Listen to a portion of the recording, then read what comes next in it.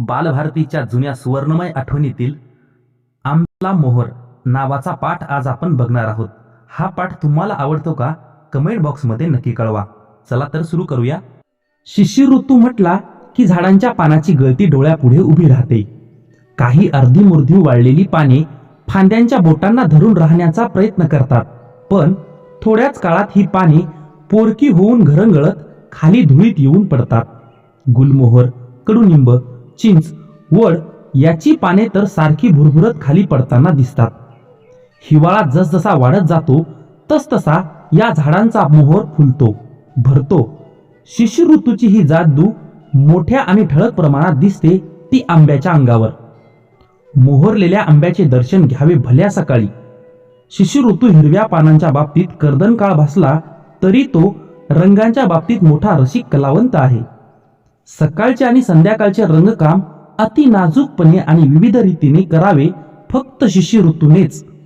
भडक रंगकाम करणारा शरद आणि हेमंत हे वाकबगार असले तरी रंगाच्या विविध नाजूक छटा दाखवण्यात शिशिर ऋतू कुणालाही हार जाणार नाही.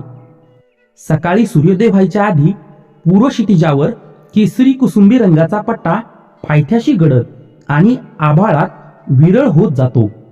मग तो आभाळाच्या निळ्या रंगात मिसळून नाहीसा होतो. रंगाचा असाच पट्टा नेमका पश्चिम क्षितिजावरही दिसतो. रंगाच्या या खेळात शुक्र आपल्या मोत्याच्या शुभ्रतेची चमक दाखवत असतो. केसरी परिसर असलेल्या निळ्या आकाशावरही ही चांदीची टिकली मोठी खुलून दिसते. तोच पूर्व क्षितिजावर सूर्याचा तांबडा लाल गोळा येतो. तेव्हा या सर्वांचे स्वागत करायला हिरव्या सृष्टीतर्फे फक्त आंब्याचा मोहरच काय तो पुढे होतो. या आंब्याच्या मोहराने मनाला केवढा तरी उल्हास वाटतो. मोहोर आला म्हणजे आता वसंत पंचमी लवकरच येणार. गौराईची स्थापना होणार म्हणजे खेळच खेळ. गौरीसाठी कवळी कवळी आंब्याची पाने आणायची. तोपर्यंत आंब्याला तांबूस कोवळी पालवी आलेली असतेच. त्यानिमित्ताने आपल्या माहेरवासनी बहिणीबरोबर आंबराईत जायचे. सूरपारंब्या खेळायच्या.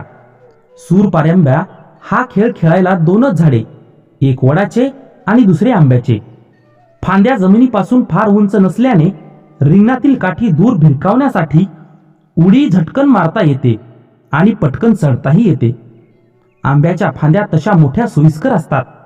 इतर झाडांना फांद्या फुटतात त्या खांद्यापासून पुढे. म्हणूनच पिंपळ, कवठ ही झाडे सूरपारंब्या खेळायला सोयीची वाटत नाहीत आणि शिवाय झाडावर चढायला आनंदही ती देऊ शकत नाहीत. नुसते सरसर वर चढत जायचे यात काय मजा. आंब्याच्या झाडाच्या फांद्या गुडघ्यापासूनच फुटतात आणि सरळ उभ्या न जाता कधी समांतर तर कधी तिरकस अशा वाढत जातात. झाड चढण्यातही एक खेळ असतो, अल्लडपणा असतो. याचा अनुभव आंब्याचे झाड चढताना अधिक येतो.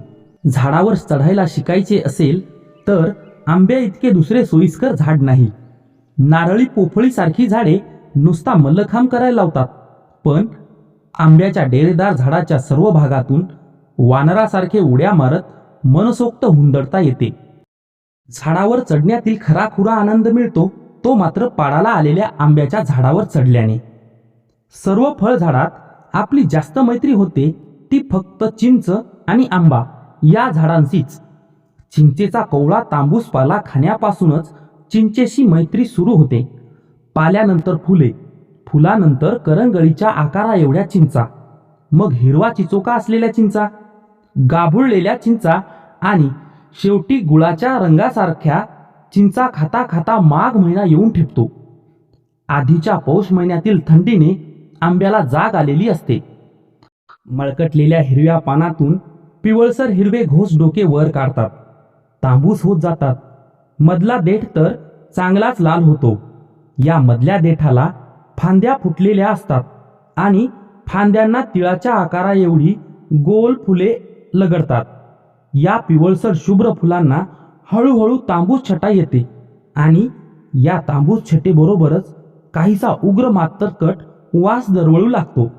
झाडांपासून थोड्या अंतरावर येताच मोहराचा वास जाणवतो आणि काकडून टाकलेल्या थंडीतही मन मोहरते.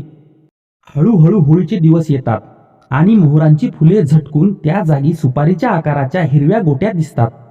मग फक्त मोहरांच्या फांद्यांचे फराटे तेवढे राहतात. या प्रत्येक फराट्याला 4-4, 5-5 कैऱ्या लोंबलेल्या असतात.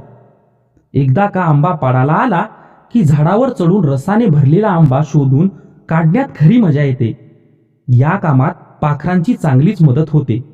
आपल्या अगोदर कैरी पिकल्याचा सुगावा त्यांना लागलेला असतो.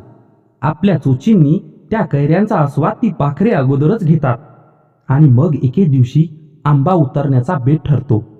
चांगले शेंड्यापर्यंत चढणारे गडी बोलावले जातात.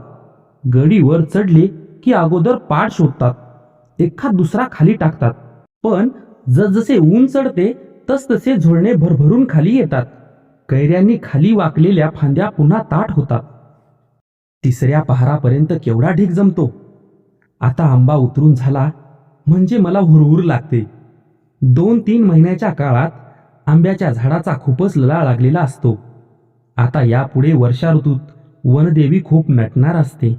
पण तरीही मला आंब्याच्या झाडाची आठवण एकसारखी होतच राहते. मित्रांनो, पाठ तुम्हाला कसा वाटला कमेंट बॉक्समध्ये नक्की कळवा आणि तुमच्या बालमित्रांनाही शेअर करा. धन्यवाद.